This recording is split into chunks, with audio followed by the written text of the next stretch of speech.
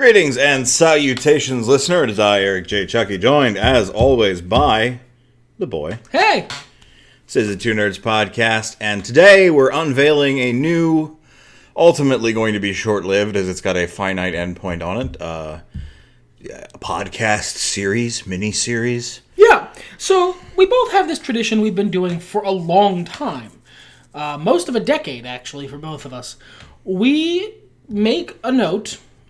We choose a fun picture and pick our favorite quote for every movie we watch.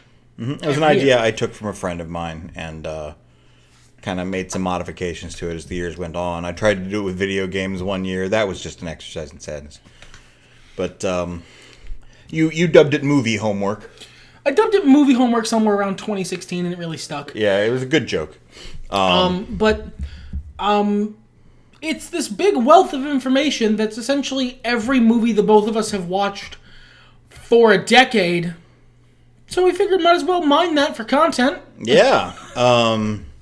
For those of you who miss our regular series, making fun of Animal Crossing animals, it will return.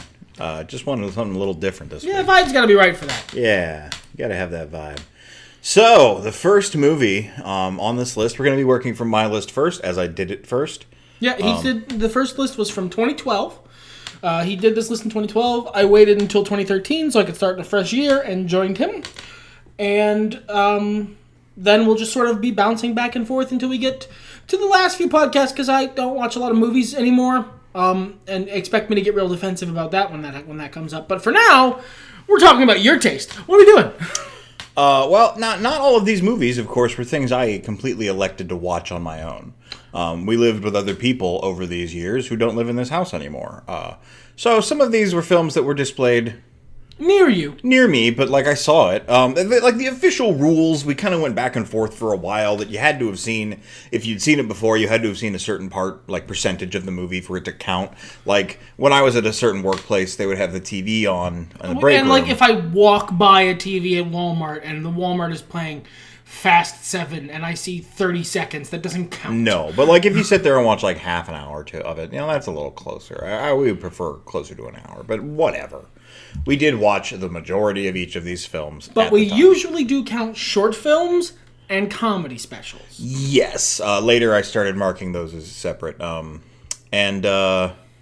Man, there was a lot of me that wanted to include TV shows in this list for several years, like when I finish a series or a season or something, because it's just much less often that happens. Sure. Well, but like they take so much time. It's like, well, I watched that. You look back and you're like, oh, I didn't watch much this year, but you did. It was shows. Yeah, I haven't been watching a lot of movies the last couple of years because I've been watching shows and YouTube.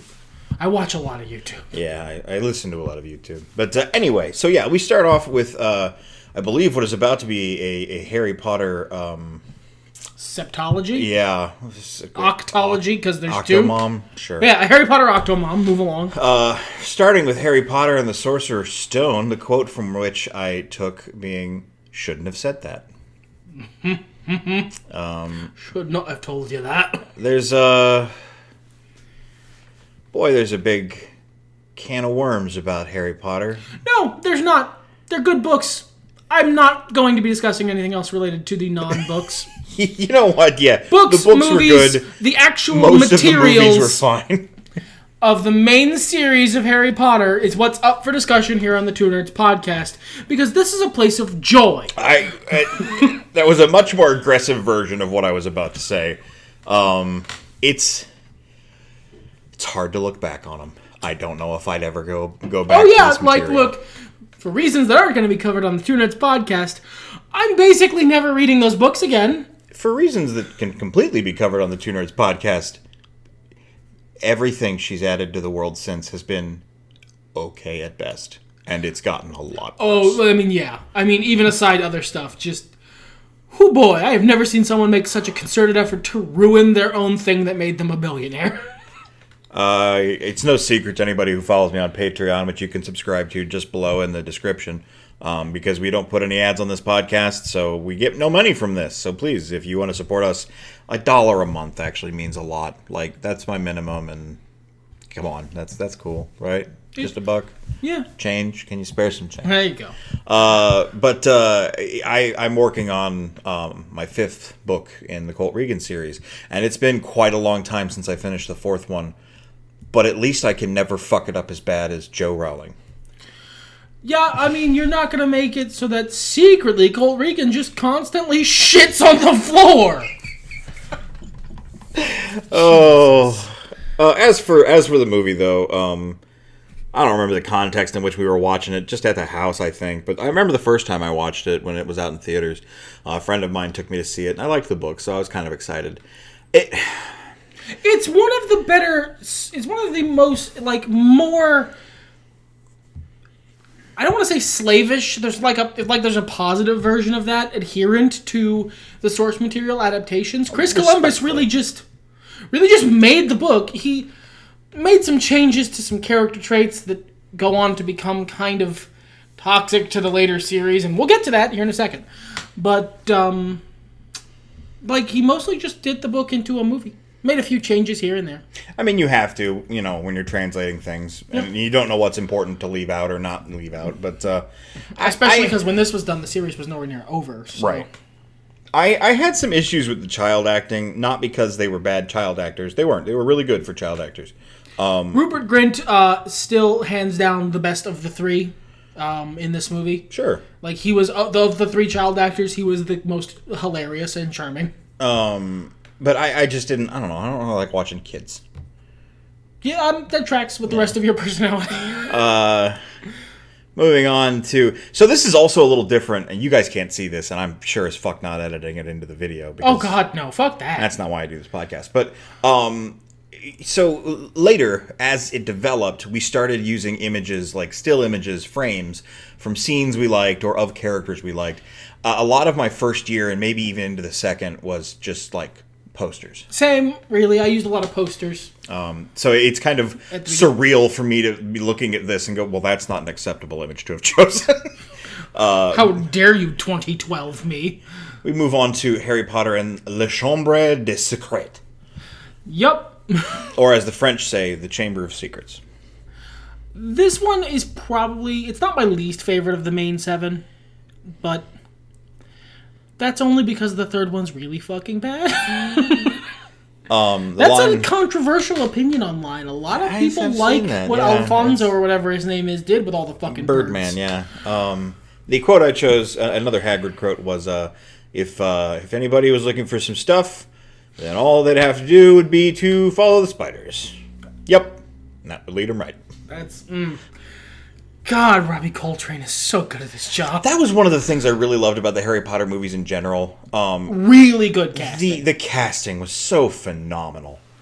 There was only one that I was kind of like, There's one that I have a problem with, but I can't hold that nice actor man responsible for a different actor man literally dying.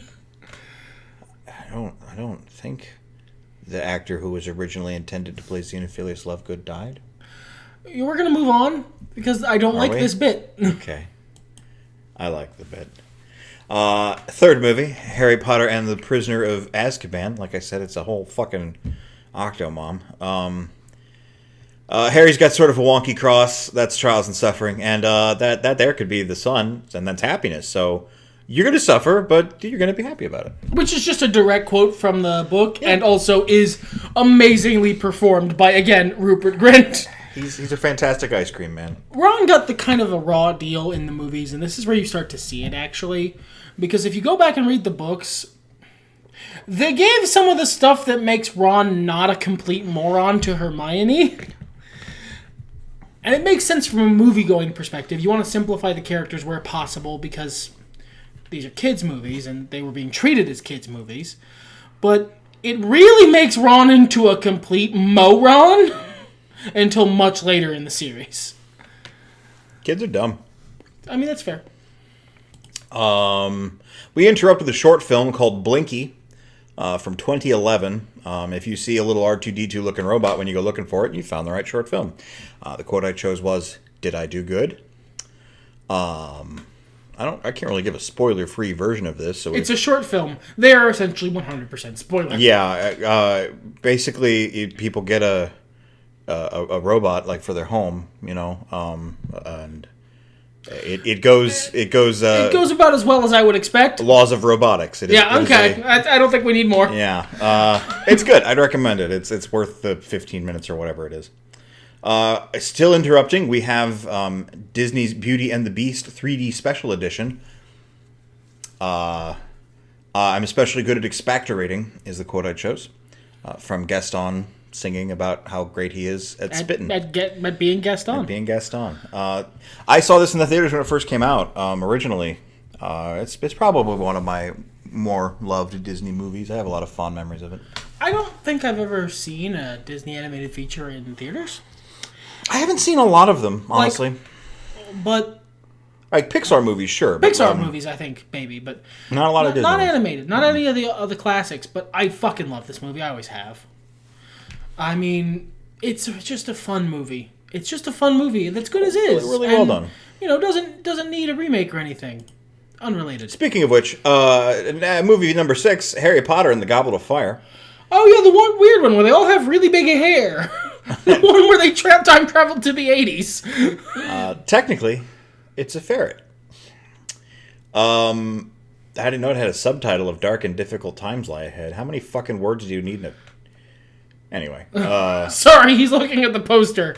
And it's a weird poster. Well, the more I'm looking at this, the more... Because everyone's slowly descending into the lake.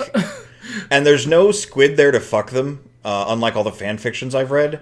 So, this is just non-canonical, and I'm going to move along. Film number 7, Harry Potter and the Order of the Phoenix, which I actually loved more than the book.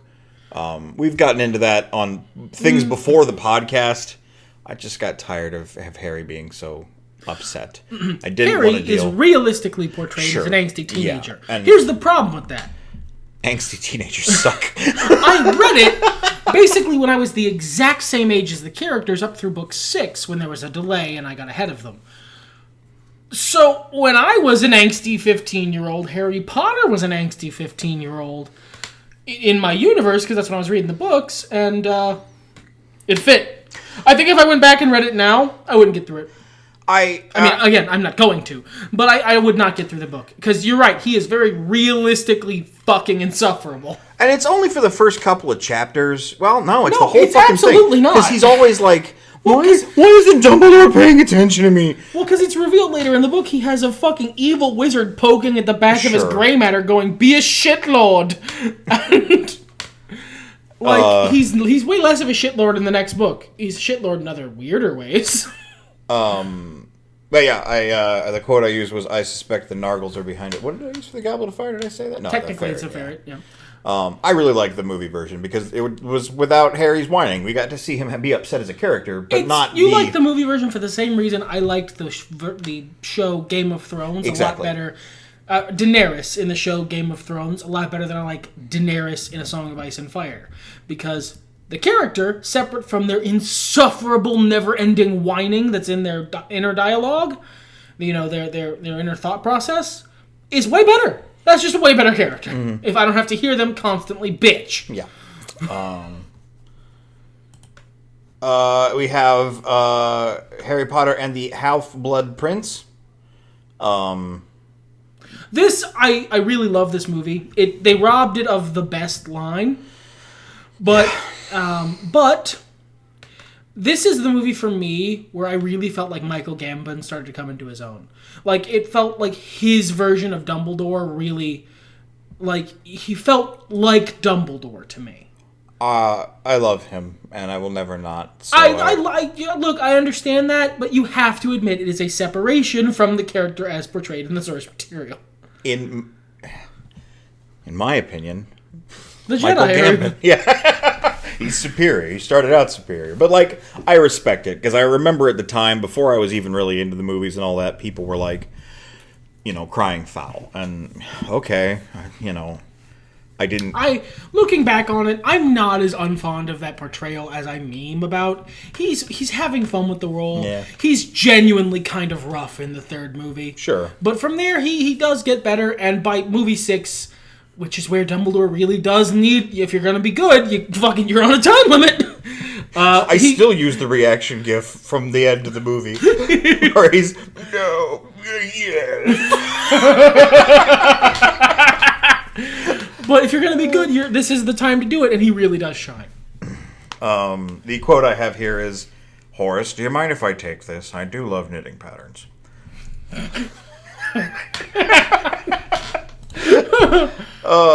Next is Harry Potter and the Deathly Hallows Part 1. Oh my god, what am I going to do? My wife's all alone downstairs. Rupert Grint. Actually, no. Was that when they were transformed? Was that some other guy pretending to be Rupert Grint, pretending to be Ron Weasley? Well, I think it was, but like it was still his voice or something. Like, yeah, it was like dubbed over. It's been a long time. It's good shit. This, I think, might be my actual favorite film in the franchise. I liked a lot of the things they did with it. I could see that. Mm-hmm. And finally, it all ends July 15th, Harry Potter and the Deathly Hallows Part 2.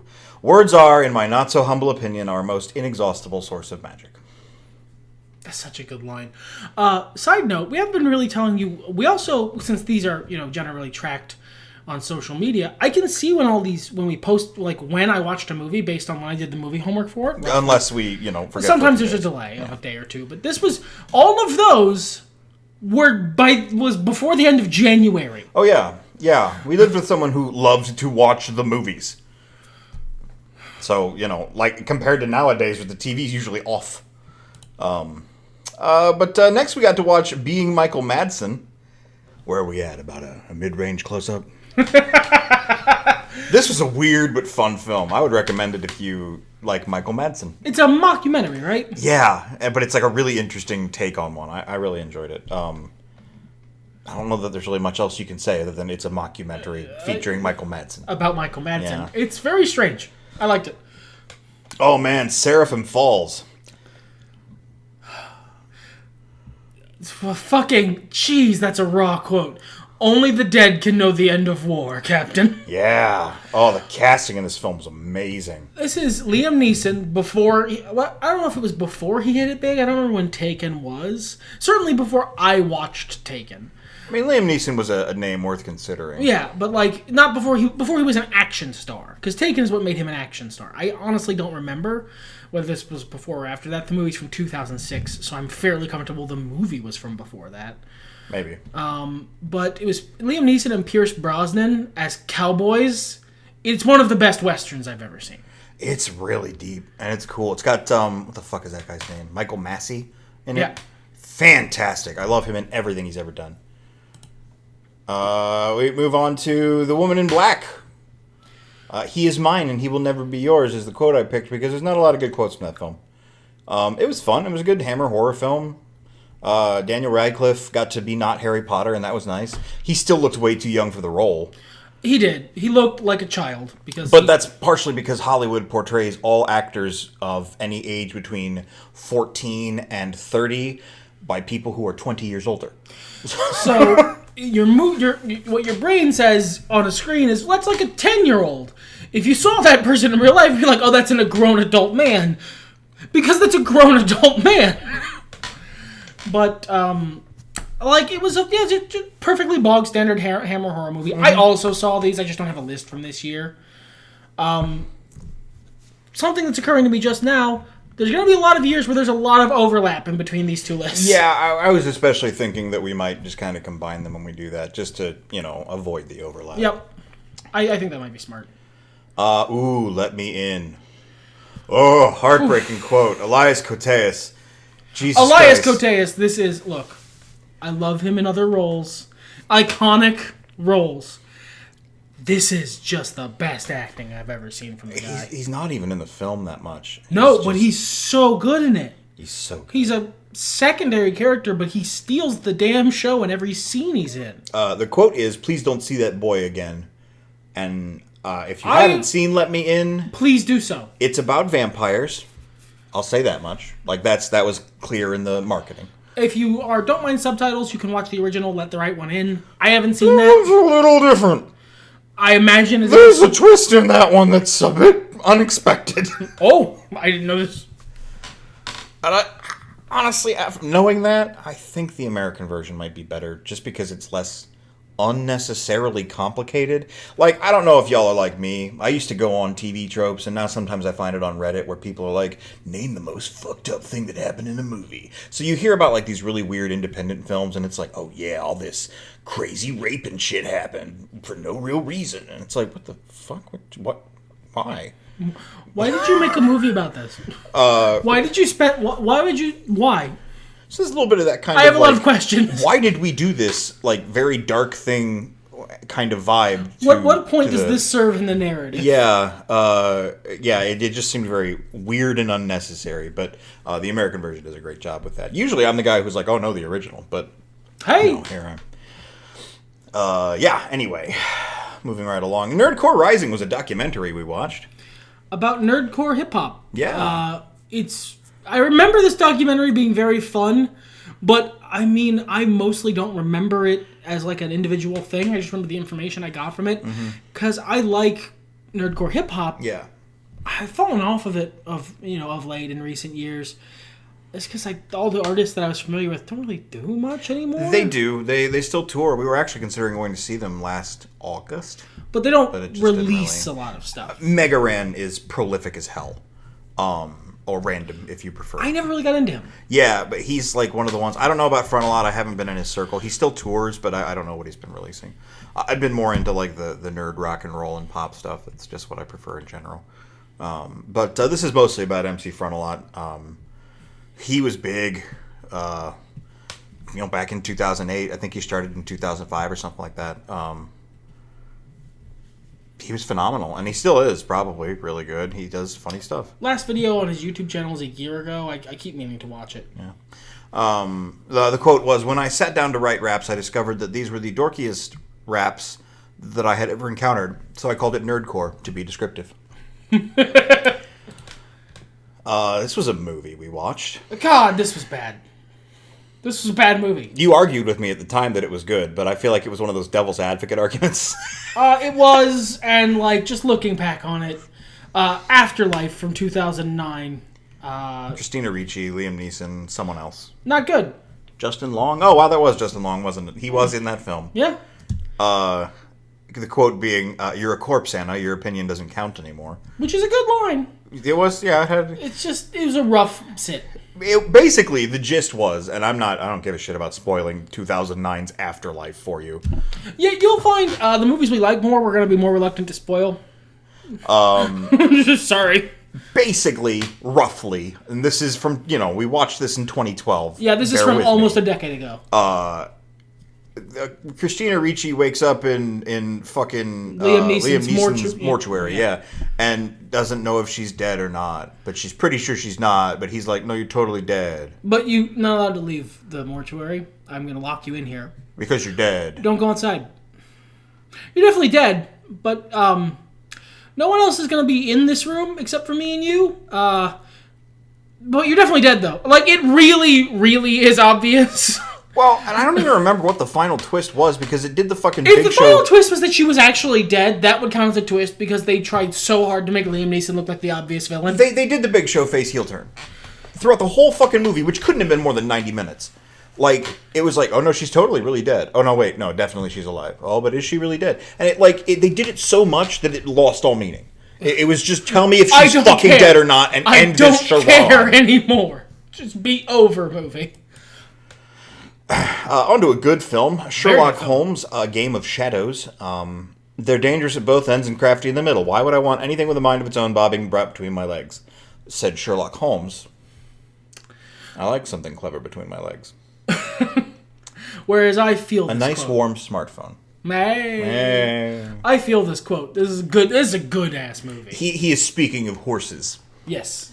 This was a fucking quality film. I'm a big fan of Guy Ritchie. I like Robert Downey Jr. as Sherlock. I love this version of Moriarty. Not touching on any other popular versions. Not touching on any other popular versions. Me too. It's a really good version. It's a really good version of the great game, as it were. Yeah, I think they portrayed everything really well. It was really exciting. Tangled. It's fucking in the next day. God damn it. I don't remember if this was the first time I saw it or who knows. 2010, probably not. Well, maybe, because there was that period. We've seen Tangled a lot. Yeah. Great, now I'm the bad guy was the quote I chose. From Mother Gothel. There's a lot of good quotes in that movie. It's a very quotable film. It's a very fun Disney movie. Yeah, really, really high quality. But good story. Like for a certain subsect of the population, very hard movie to watch if you've had experiences with abusive parents. I don't know. She gets hers. I mean, yeah, she does. Like a Disney film. Hey, here's a film. Nicolas Cage's The Weatherman. God, talk about a quotable movie. The one I went with was "He's an asshole. I don't like his face. His asshole face." That is still a quote that flies around occasionally in the house. Well, this is the one where have you been dragged out into the street until you piss blood? That's what that's from, right? No, that's from Matchstick Men. Matchstick Men. Oh my God, another fucking fantastic Nicolas This Cage is from like the Cage golden era. Oh yes, where he was just doing crazy good shit instead of just crazy shit. Yeah. Yeah, that was a fun one. It's about Nicolas Cage as a weatherman. What more do you need to know? He likes archery. Yes, he does. Limitless. I did not care for this film. I did. This is a really good movie. Don't listen to this. I'm not saying it's a bad film. Wait. I'm saying I don't care for this film. That's fair. Like, it just, the story did not pique me. The powers didn't. I thought the twists were well written, and it was overall, like, it did what it came here to do. I just didn't like it. It didn't have my buy-in. The TV show is a little... Limited. Hey. Oh. The quote I took was, I don't have delusions of grandeur. I have an actual recipe for grandeur. Basically, the plot is that there's a drug that makes you super smart. Yep, and a guy takes it. He wasn't supposed to have it. He takes some. He becomes super smart. And then hijinks ensue. Yeah. Inglourious Bastards. I don't know if I would ever watch this movie again, but I had a good time watching it. I really like some of the portrayals, but I don't know that I would sit down and... There's a lot of Quentin Tarantino movies that these days I really like, but I don't know if I would just watch again. This was the last one of his that I watched, and I'm curious about the ones that have come after, but I just haven't cared enough to sit down and actually watch them. Which is crazy because I love Quentin Tarantino, but I just don't know if that's, that's what I'm your into vibe anymore. anymore. Yeah. It's funny because I don't remember the context of this quote, which is, I did have something else I wanted to ask you, but right now, for the life of me, I can't remember what it is. Oh well, must not have been important. I think that's Hans Landa in the first scene. I want to say, yeah. Christoph Waltz is or it might good. have been where he was with the lady at the dinner party and it was Possibly, that heavy yeah. tension. Yeah. Or whatever kind of party it was. It's been almost a decade. Now, a movie I have not forgotten. No. Get him to the Greek. Look, I'm eating my own head. Sean Puff P. Diddy Daddy Combs is a fucking tour de force in this For film. a musician I never gave a fuck about. I mean, I liked his Godzilla song, but that's about it. Which, I mean, I just like Kashmir, basically. He came back to act in this movie and blew me the fuck away. He is hilarious. I've never seen the movie this is apparently a spin-off of, nor do I give a fuck, but this movie is really good. It was alright. It was pretty good. It wasn't quite as good as this one, but it was fun. Rub the furry wall. Yeah, Rub the Furry Wall. It is a quotable fucking movie, too. It gets weirdly serious toward the end. It gets weirdly serious in random chunks. Yeah, it does. And I think that's part of the soul of the movie, though. It's not just a comedy. It's like, It is a funny movie. Yeah, yeah. The basic premise is Russell Brand, I forgot his name for a moment, plays a prototypical rock star, some put-upon bastard who I literally don't remember who played I want him. to say it's Jonah Hill. Probably. A Jonah Hill type. Is tasked with getting him to his concert at the Greek Theater. Hijinks ensue. Oh man, do they ever. This is a 1942 movie called Roxy Hart, one of the foundations for Chicago, the musical. The quote I picked was, "The knees, Roxy, the knees," which was in reference to the fact, it was olden times, and you couldn't show off your knees being all sexy like that, so they kept trying to keep her skirt down. Women have knees? I know, man. In the 40s, you didn't know that. This was fun, though, especially if you like Chicago, like, and you haven't seen this. Watching it, you'll be like, oh, yeah, that's neat. So, that's where they came from. Yeah, oh, I see. Kind of fun. You saw it, and you haven't seen Chicago. I also, notably, I'm not an old movie buff, so it's not like I had any fundamental liking for this. I haven't seen Chicago. I've seen bits of it, so I had no reason to like this, but it's just a fun movie. Yeah. I just had a good time with it. Roxy's a cool character. No, this one was alright. Zombies. I have not seen this. A 2007 movie. The quote I chose was, "Do you think Mexican brains are spicy?" Basically, the plot is a bunch of people get turned into zombies, and then like we actually deal with them from the perspective of being zombies. It's a comedy. It's a comedy from 2007, so like in modern times, it hasn't aged well. I bet it probably hasn't aged well. But I remember being all right at the time. It wasn't anything that blew me away. This is another little indie film. Yeah, you've probably never heard of it. Blue Harvest, I think. Yeah. No, that's the second one. Oh, yeah, that's right. This is Star Wars Episode 4, A New Hope. I think this was the first time I introduced somebody to a Star Wars series. We had a slight weapons malfunction, but everything's perfectly all right now. We're fine. We're all fine here now. Thank you. How are you? Oh. I don't know if I can say anything about it. You know what? Let's leave our Star Wars thoughts to the more recent Star Wars rewatch. Yeah. There's another one coming up in many podcasts. Yeah, we'll do that. Practical Magic. That's a good film. It's fun if you like witchiness and like girl movies. Like a chick flick. That's what they're called, not girl movies. Girl movies! Thog like girl movies. Thog have OnlyFans subscription, so Thog get more cool movies. The quote I chose with, perhaps appropriately, and I don't want them dancing naked under the full moon. No, of course, the nudity is entirely optional, as you will remember. I'm sorry. Thog the Simp. Thog the Simp Caveman is... I'm working on that over here. You're going to have to move along. Thog not simp, Thog support working woman. Thog Simp. If he breathes, he's a simp. Red, the 2010 movie, for those of you who don't remember it coming out, it was a big action, like heisty sort of movie featuring old people. Featuring, like, the stars of not yesteryear, but those action stars and other big, movie stars who were in their 50s to 60s. I want to say, like, the principal stars were Bruce Willis, Morgan Freeman, and John Malkovich. John Malkovich, yes. The woman I really liked, but I can't remember her name. She's like one of 3 actresses, and she's not visually... That's a silhouette. You chose a silhouette. Yeah, I chose silhouettes because of the movie poster thing. So I can't see her to tell you, but I like her as an actress too, and I thought she did a good job in this movie. Standard? It stood for Retired Extremely Dangerous. Yes. Which is a good... it's just a fun action. It's like the Expendables before the Expendables. Sure, a much more toned down, kind of relaxed Expendables. Yeah, not nearly as over the top and not nearly as testosterone soaked, but the same sort of getting the band back together for one last ride. Ironically, might compare it to The Losers.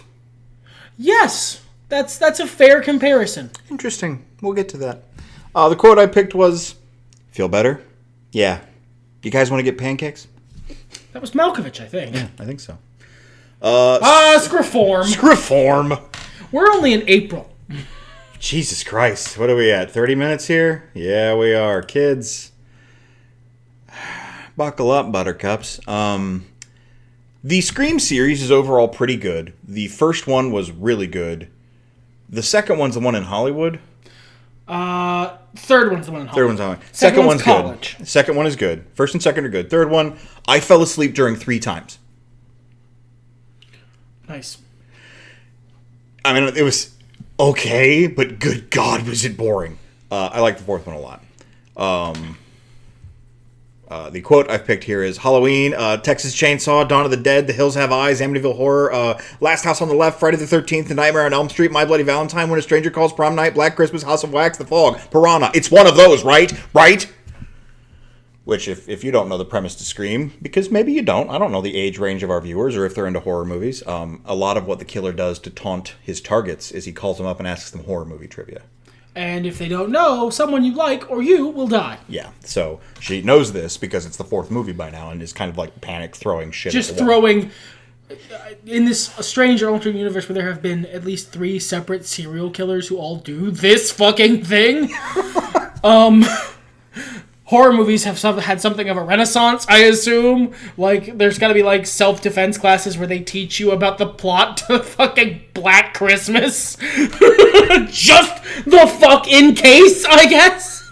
Alright, welcome to Brad's defense class. First, we're gonna talk about what you need to do if you find out it's garbage day. I'm dead! You killed me! No! I need a second! Okay, that's fine. Alright, continue. Okay. I guess I'm watching these in reverse order because next to Scream 3, the quote from which I picked, "Ghosts are tough. You can't shoot ghosts." You can kick them, though. Piss off, ghosts. Crawl, which you still need to fucking watch. I have never seen Crawl. Well, I was apparently horribly misinformed as to what Crawl is. I, for most of my life, thought Crawl was Zardoz, and thus was not interested in seeing it, because a big portion of all the stuff I'd seen was Sean Connery in a gimp outfit. And I was like... In the Borat thong, basically, and but I was red. like, you know what? I'm sure that's fine. I'm gonna pass. Apparently it's not that at all, and there's an evil throwing star. I know that because of the poster. The throwing star is fine. That's just a silhouette of the bad guy. But, yeah, Crawl's a really cool movie. It's really fun, light, adventure fantasy. It's very much a product of its time, coming out in 1983. It is both funny and, like, meaningful. It's good. Yep. It's a good film. You get a lot young Liam Neeson in this as well. We get a lot of Liam Neeson movies this year. But the quote I chose was, "Each to his fate." Here's a documentary we watched. WWE Stone Cold Steve Austin, the bottom line of the most popular superstar of all time, which was released in 2011. So there's been a lot more bottom line on that popular superstar since then. Yes. And the quote, perhaps fittingly, is, "And that's the bottom line, because I said so." If you like Stone Cold, give it a watch. You probably have already watched this. Killers is the next film from 2012. I don't think I've seen this. You were in the room. That does not mean I remember it. But yeah, I think this is one of the reasons I do the list. Yeah. Well, I think you tuned out pretty hard. The quote I picked was, "That's a gorgeous mustache." I don't remember much about it. It was really fucking Was bland. this the one where it was Mr. and Mrs. Smith, but one of them was Ashton Kutcher instead? It wasn't even Mr. and Mrs. Smith. I think basically this girl gets married to or is interested in this guy. It's actually really similar to a movie that either just came out or is coming out soon. She's introduced in this guy who's basically a super spy, and she doesn't know it. Oh, I kind of remember And this. then he's like has to impress her dad, and that's what the mustache thing was. It was super forgettable. Ashton Kutcher's a nice guy. Yes, he is as a person. Number 33 in this giant list of movies, Great Balls of Fire, in the 1989 version. We're at May. We're in May. We've sped along now that we're not marathoning Harry Potter. That happened to us a lot. Like, we'd have that post-Christmas like movie marathon. Yeah. The quote is, "Well, if I'm going to hell, I'm going there playing the piano." This is about... Jerry Lee Lewis. Thank you, because his name just fucking evaporated from my head. Very well done, very well portrayed. If you're fond of the era or interested in the musician, it's pretty good. It reminds me a lot of the Johnny Cash documentary. Yeah, movie. it's like a less good Walk the Line. Yeah. But that doesn't mean it's bad. It's No. from 1989. It's of its time. Let's see. Thor. Woof. Yeah. Thor. Woof. I think Thor. This was in the theater. No, it wasn't. The movies we didn't see in the theater were Thor, Captain America, and Iron Man. The rest we saw in the theater. Did we not see Captain America in the theater? No, dude, we rented them, man. Oh, wow. Yeah. But it must have been right after it came out on DVD then. Yeah. It's about the right 2012, time. yeah. We watched them all basically at once. The quote series I picked was, "Well, magic's just science we don't understand yet." Arthur C. Clarke, who wrote science fiction, a precursor to science fact, and one of the most delightful petty arguments I've seen committed to film. This movie gets crapped on for some reason. Not as much as the second one, but It's I'm here to defend it. It's not complex, but it's fine for what it is. It's campy, but it's fun. And there again, Captain America: The First Avenger. If you have anything to say, now would be a perfect time to keep it to yourself. This is a fantastic film. I described it as Forrest Gump without jokes. And then at the end, he gets superpowers and fights the Nazis. Wow. Yeah. This is a good movie. Yeah. This is a real good movie. One of my favorites in the whole universe. Can you call it a series? Franchise, I guess? I mean, it's essentially just a great big TV series now. Yeah, basically. With 90-minute episodes. The Avengers, Earth's Mightiest Heroes. Wow, was that the tagline? Or was that the subtitle? I think you grabbed the fucking title from England? Maybe.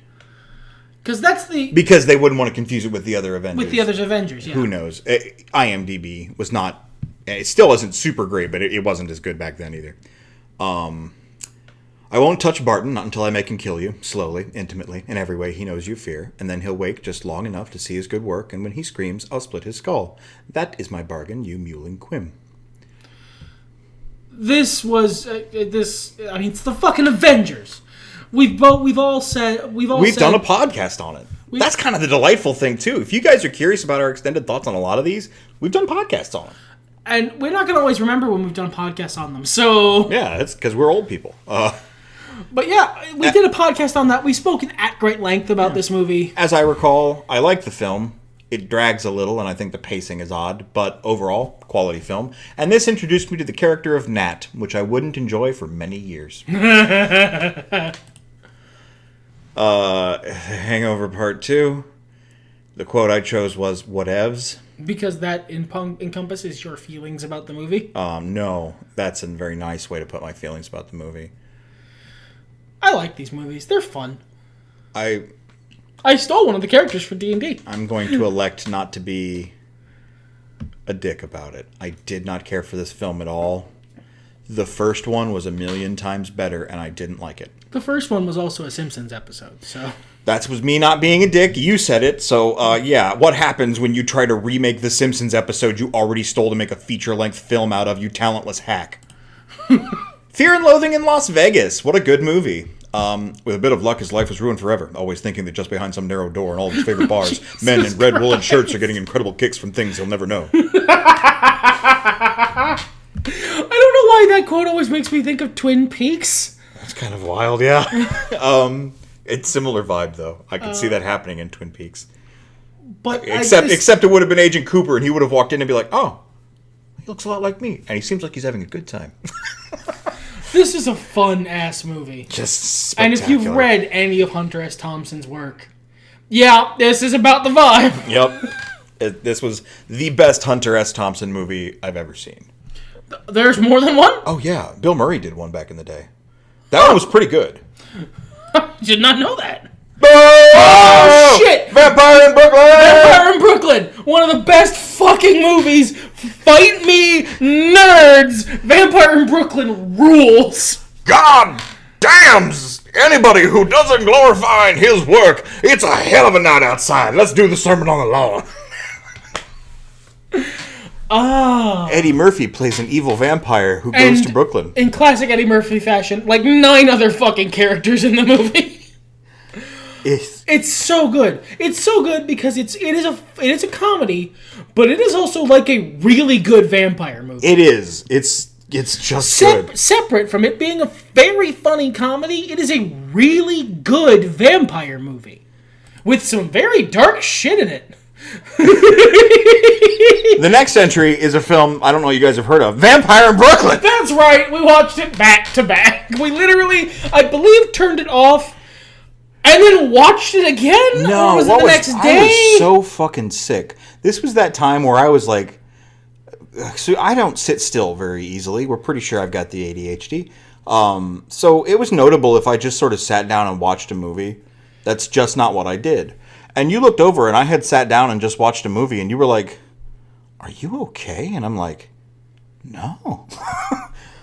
So we rewatched Vampire in Brooklyn a couple days later because I still wasn't feeling well. Yeah, you handle your business. I'll be in the kitchen. You want a cappuccino? It's a good-ass movie. It's a fantastic film. Here's something of the spooky. I don't think I watched this one with you. No, I don't think you did. It's called For the Bible Tells Me So. It's a documentary about weird church people. Now, there's plenty of good church people. Putting aside all of the perfectly nice people of religious bent, some of y'all's is fucking weird. Some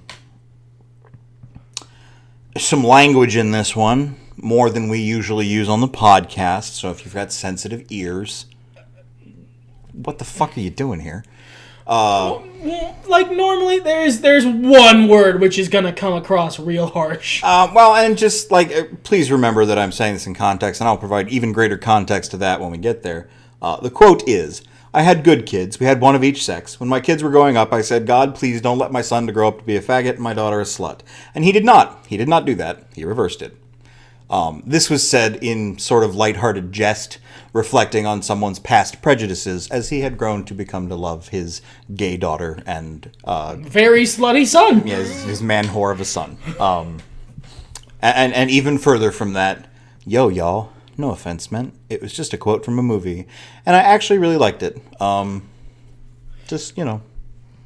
It had a lot of interesting stuff, but there was some weird shit in it.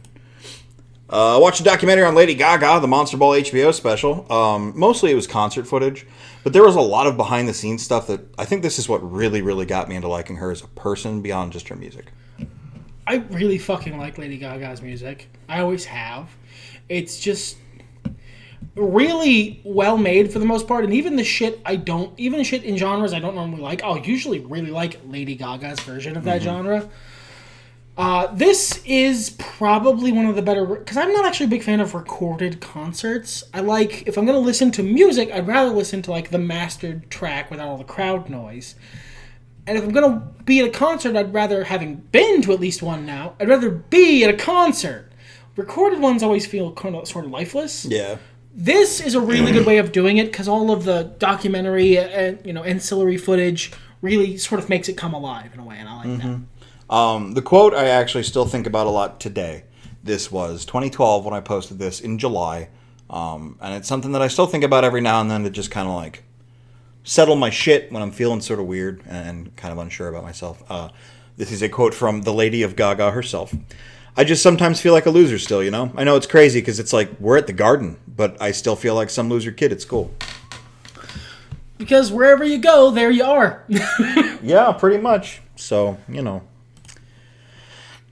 classic Friday the 13th from 1980. It's got a death curse. God, if you like horror at all and you haven't seen the original Friday the 13th, do it. I tried to click and it didn't go. Fritz the Cat. Don't watch Haven't this. seen this either. Mm-mm. Haven't seen this either. Real glad about that. So this one looks fucking weird, you guys. It's pretty trippy. It's very how nowadays the cool indie thing to do in video gaming is to make a game that's not really game. It's just sort of an expression, man. Yes. This is that but a movie, basically. It's just sort of a rambling sort of narrative in which occasionally some cats fuck. Anthropomorphic cats.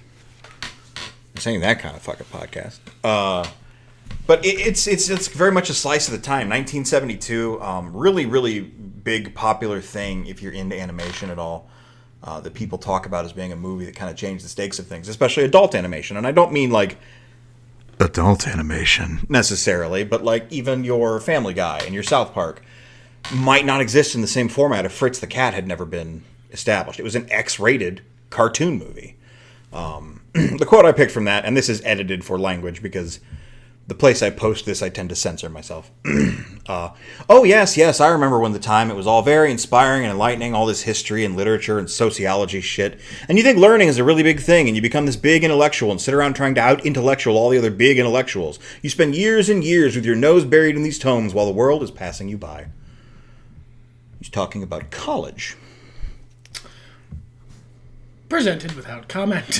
I thought it was interesting. If you have an interest in this kind of stuff or just really kind of want to see the grittier side of the 1970s through the lens of anthropomorphized cats and other creatures, it's really interesting to watch. But the cat's fucking it. It's kitty titties. I ain't going to put this off on you.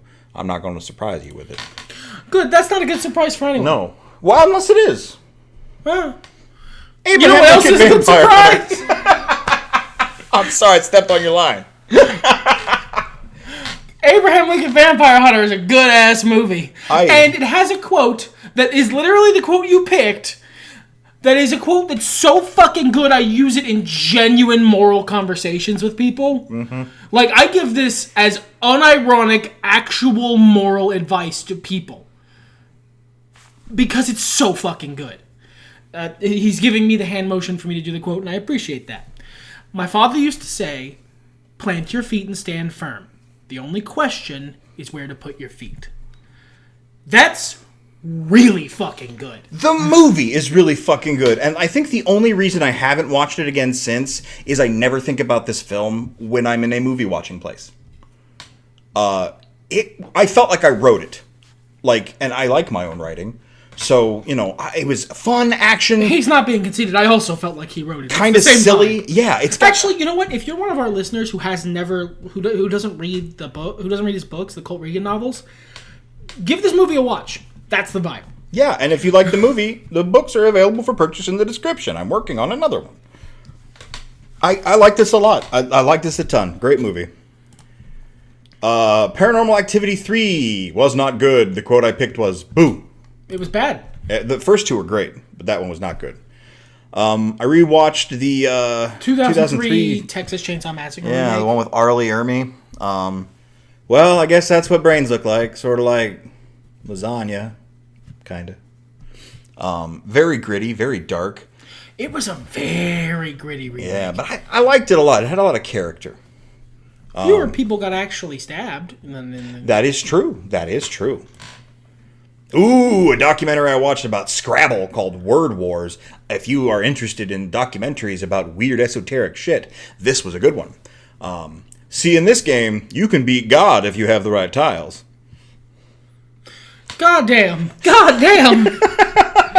I don't know what to say about this. You didn't see it. No, I didn't, and I'm kind of glad.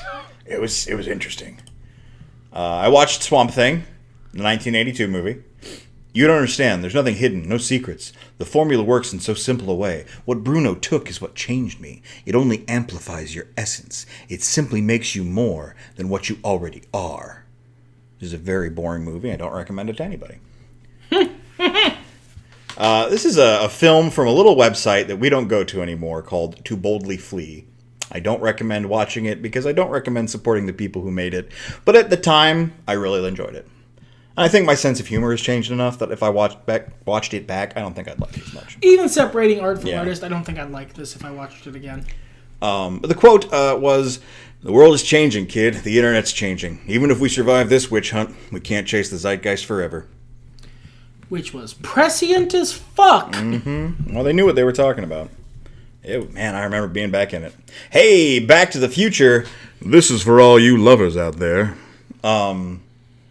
If you haven't seen Back to the Future, you should, Stormy. Wow! The rare named listener call out. We'll get to it. We've got other shit to watch before that. It's on the list. Wow, what a classic. Yeah. Look, I'm not going to sit here and wax poetic about fucking Back to the Future.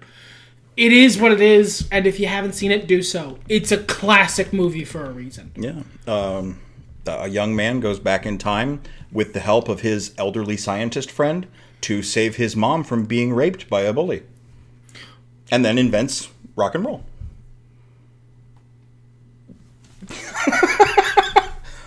This theme is going to continue with Back to the Future Part 2. Freeze, sucker! This one is this one. It's the black of sheep. The three. Nah, people don't like the third one. In this household, this is the black sheep. I mean, it's good. It's just a little boring in places. Compared to 1 and 3, yes.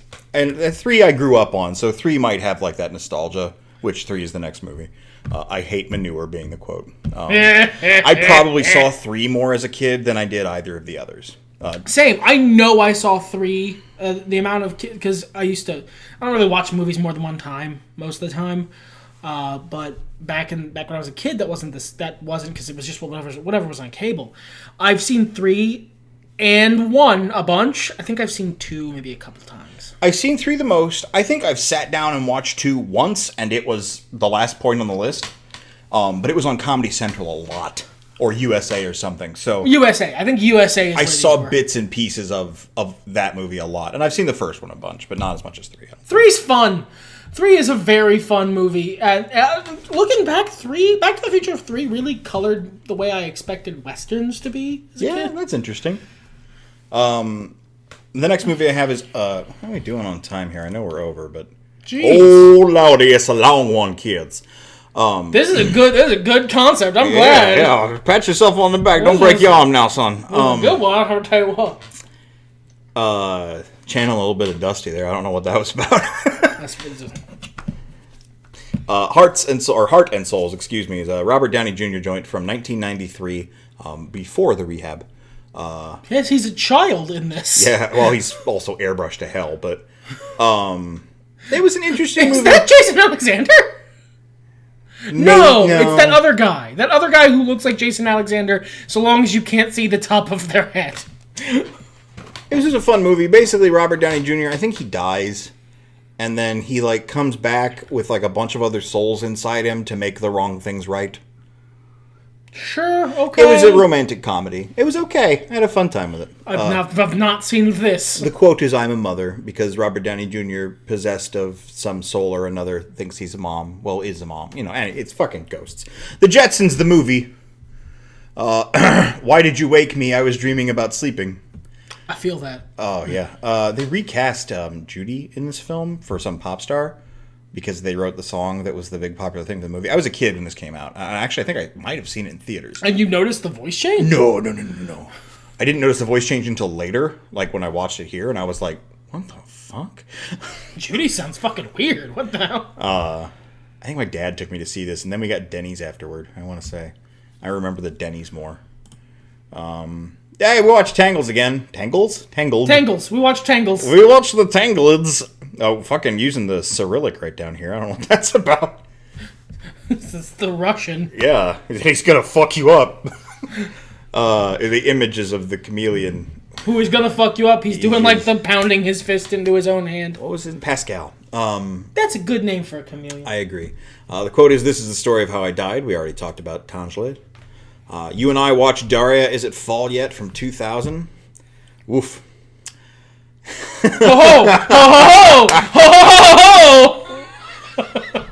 Why couldn't I have been born during an influenza epidemic or at the base of a volcano? Why did I survive, grow tall and strong, only to squander all my potential by becoming a danger?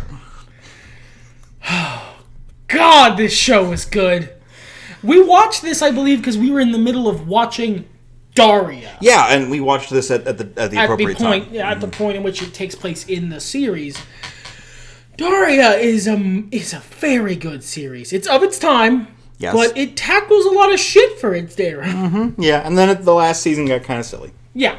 But, that's most TV shows. Oh, Freddy versus Jason. The only thing to fear is fear himself. This is a fun movie. This is a movie that is not taking itself seriously, and if you try, you have made a very terrible error. It's not a good movie. From two fronts. Okay? This is not the confrontation I wanted between Freddy and Jason. No, you probably wanted something that wasn't this movie. And there are so many holes in all of the logic. All I'm asking for is the logical consistency of either series franchise. And they didn't start with a lot of logical consistency. Fucking... And they did this concept dirty. I don't agree. This was fun. I didn't say it wasn't fun. I didn't have fun watching it because I was very butthurt at the time. But no. There is a much better version of this movie that could exist, but the version we got is perfectly acceptable to me. I don't agree with you that it's acceptable, but I respect your opinion. The Rocky Horror Picture Show. Oh, and we're finally in October. It's not easy having a good time. Even smiling makes my face ache. Seminal, both in terms of a cultural touchstone. I never watched this movie until I knew you. Yeah. Because that's not the culture I come from. No. this is a real fun movie, but it is, for someone who was not told what the movie was about, the only context the only context I had, the first time I saw this, which was in 2012, this was like back in 2009, I think. Sure. The only context I had for what the Rocky Horror Picture Show was one time on the Drew Carey show. Drew and the gang went to the Rocky Horror Picture Show. And they did a musical number dueling with Priscilla, Queen of the Desert. Yes. And that gave me enough context to kind of get what was going on. But I love telling this story because I grew up on Mystery Science Theater 3000. So when everyone started making fun of the movie, I thought we were just riffing. I thought that was the thing that you did. Everyone watches the movie and then we make jokes. No. There are specific jokes that everybody makes at the... It's like, you know those shitty kid rhymes where people would sing Christmas songs and then you would insert, like, lyrics in the middle? Basically the Rudolph song, the one everyone knows. That. But, like, across a whole movie. And I'm describing it like I don't like it. No, it's a fucking amazing time. It's great You throw fun. shit at the screen and you dress But, up. like, it is not an ad-lib experience. There is a script that I was not provided. We started ad-libbing more until this stopped being a tradition. I actually like the film underneath it. It's a fun musical. It's got a good moral, if you can call it that. I don't know that that's true. Well, so like the general concept, the idea, and I only know this largely because I've read a lot into it, between Richard O'Brien's, like, you know, design notes and stuff. I've read the script for the third movie. That's right. There's a second movie. Shock treatment? Yes. We own it. I don't think I've ever watched it. I know I've never watched it. I've seen most of it, but basically the entire movie was concepted around a tagline he saw on an ad for makeup, I think, or shampoo or something that was, "Don't dream it, be it." And it was about this sort of philosophy about embracing who you are and what you are and trying not to, you know, just go with the status quo because that's what you go with. Shit, you're right, that is good. Yeah, and it's the through line of Brad and Janet's characters who receive this awakening, and they are left as the space aliens rocket off in their mansion ship to deal with their shit. Yep. Congratulations, you know who you are now, and everything's fucked up. Good luck. And you know what? That's life, man. That is life. Anyway, then we watched The Best Worst Movie, which is a documentary about Troll 2. Oh. I picked a quote from Troll 2, which is, "Do you see this writing? Do you know what it means? Hospitality. And you can't piss on hospitality. I won't allow it." Listener, if you've got time that you're willing to flush down the fucking commode, watch Troll 2. And then watch this documentary. You don't have to see Troll 2. Just watch the documentary. They give enough clips for Troll 2 Yeah, but that like, you have the fucking if you context. get Troll 2 first and you finish it and go, what the fuck? This is what the fuck? it was the last time I was able to watch Aladdin, probably. Oof. Allah forbid you have any daughters, is the quote, or you should have any daughters, quote I picked. Sultan being frustrated with how difficult Jasmine was to deal with as a single father. Much like Beauty and the Beast, this might be my favorite Disney movie. I don't know. It's up there. I love this movie. Harry Potter and the Deathly Hallows Part 1 again. Always the tone of surprise. Moby Dick, the 2010 movie. Speaking of Rocky Horror Picture Show, featuring Barry Bostwick as Captain Ahab. I have not seen this. I don't think I saw and this. Renee O'Connor as I Don't Care. Renee O'Connor's in the film. Sure. You watched Xena? Yeah. Gabrielle. Oh! Nice! Yeah. About 20 years older, so. Ooh, nice. This was a terrible movie, but Barry Bostwick gave 110%.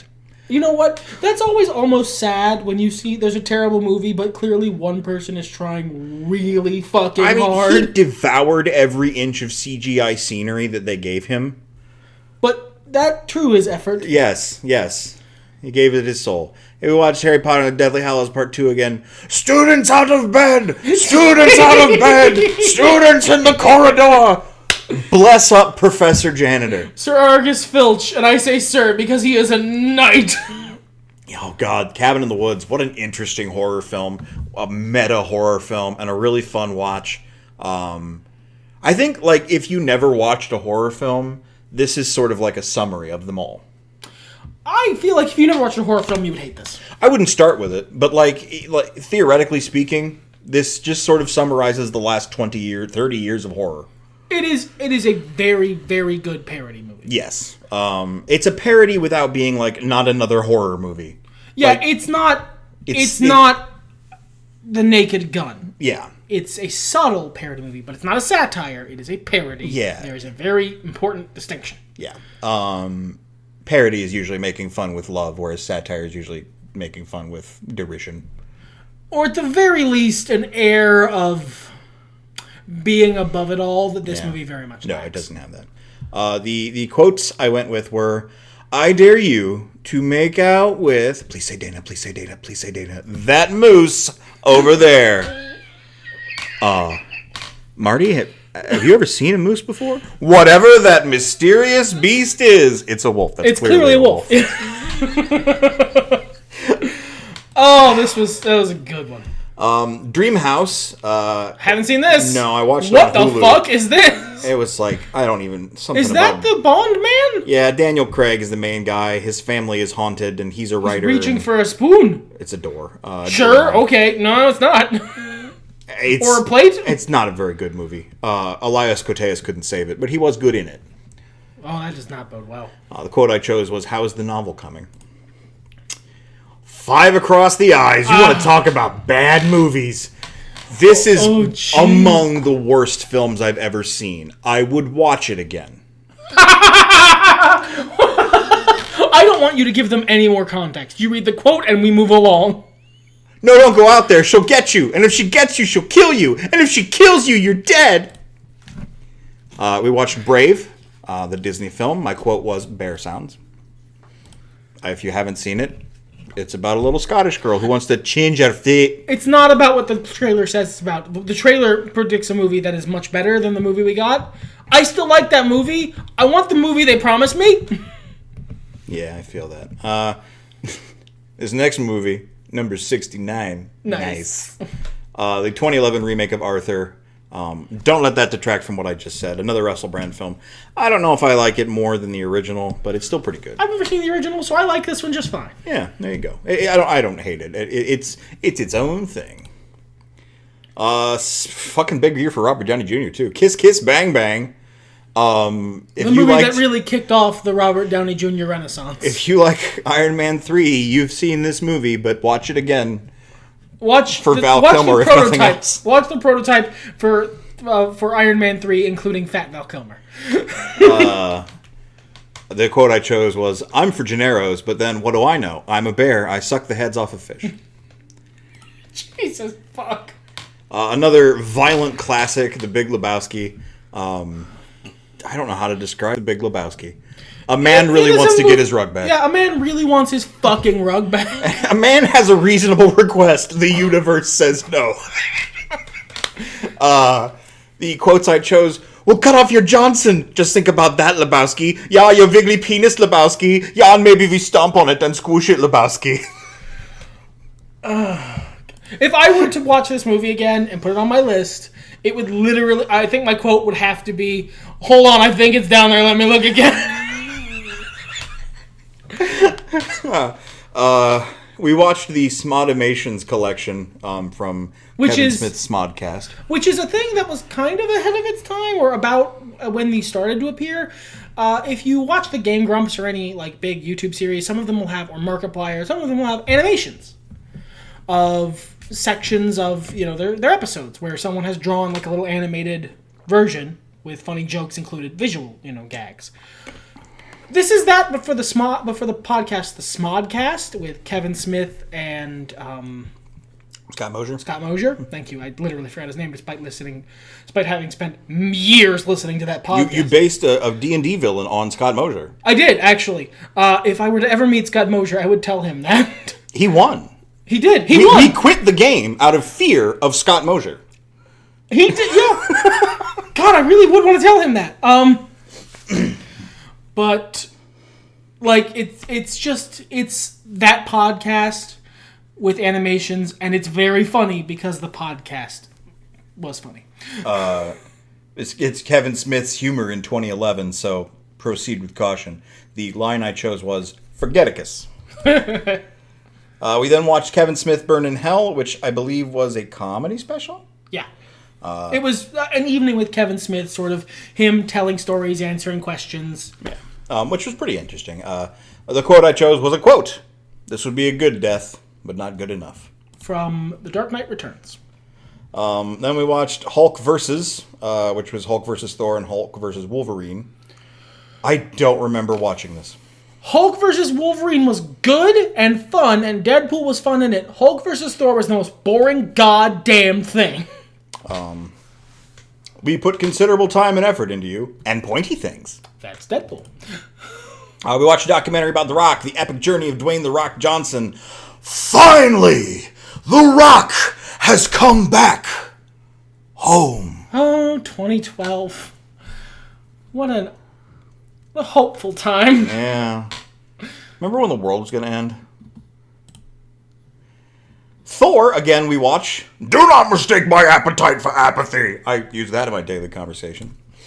Captain America, the First Avenger, again. This was in the lead up to a Marvel movie. Yeah. Well, no, this was, I think we were showing somebody else these movies. Oh, yeah. Because they had... To lead up to a Marvel movie.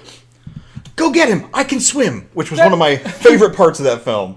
Oh. We've never actually just covered Captain America, the First Avenger on the podcast. I mean, we've talked about it, but I love that scene because that's the trope, is that, oh no, now the hero has to save the poor kid and he can't catch the villain. I love it. The kid's just like, no, I'm good. Kick his ass. I'm from Brooklyn. I can swim. It's fine. Go kick his ass. And that boy was a young Stan Lee. Canon. Sure, why not? We watched The Avengers again. That man is playing Galaga. Thought we wouldn't notice, but we did. Conan the Barbarian. I didn't put a date on this or a year on this one. That's interesting. Probably came out that year, I think. Yeah, I believe it did. Jason Momoa. Thank you, Jason Momoa. Momo. It's all out my brain gave Jason Mochi. This was a really good Conan. This was an amazing Conan. I am so upset this movie didn't do better.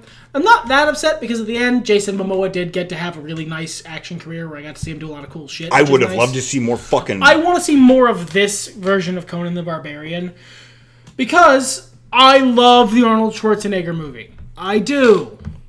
This is so much closer to the actual Conan the Barbarian. Hell yeah, I would have loved the whole franchise in this tone. It's like if you took the actual books, the actual, the stories, and then you took out all the weird racism, this is what you would get.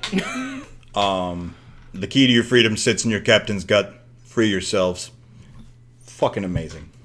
Such a good fucking movie. The villain was a little lame, as I mentioned here. This was Rosario Dawson? I think maybe. She was one of the villains with the weird spider hands. But, nah, this was fun. No, not Rosario Dawson. Rose something or other. The one who was on Charmed. Oh, yeah. God, I don't remember her name. I'm sorry. It doesn't matter. And we finally come to the end of this list, eclipsing an hour on the podcast, which has been our want as of late. But hey, this has been a fun show, so let's keep it rolling. It used to be a tradition every Christmas to watch A Christmas Story. Last couple of years, my life has been a lot about breaking old traditions, so I haven't seen it lately. But I've seen this movie among the most I've seen movies. The quote I chose was something I can relate to in my adulthood that I didn't quite get when I was a kid. You used up all the glue on purpose!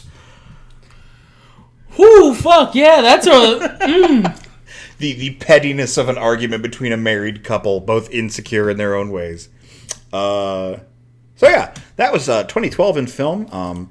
I'm sorry I hogged up a lot of it. I know we botched a bunch of them together, but still, I feel like, Well, no, I mean, you started first. You get the first podcast of the series. We'll do my 2013 list next. I think we can probably mesh them because we watched a lot of the same movies. We watched a lot of the same movies. I mean, even in that list, we and watched these are going to get together. shorter as the years go by. You'd think it was because we have less free time. No, it's just that we watch less movies. Other stuff happens. Movies, yeah, there's other shit going on. This has been super fun. I really like this. Yeah, I commend you for coming up with it, and this is totally original, copyright. If anybody else reacts to movies they've seen, we're going to sue you. No, we're not. He's doing a bit. I'm sorry. What's our tagline again? Oh yeah, everything's better when nerds talk about it.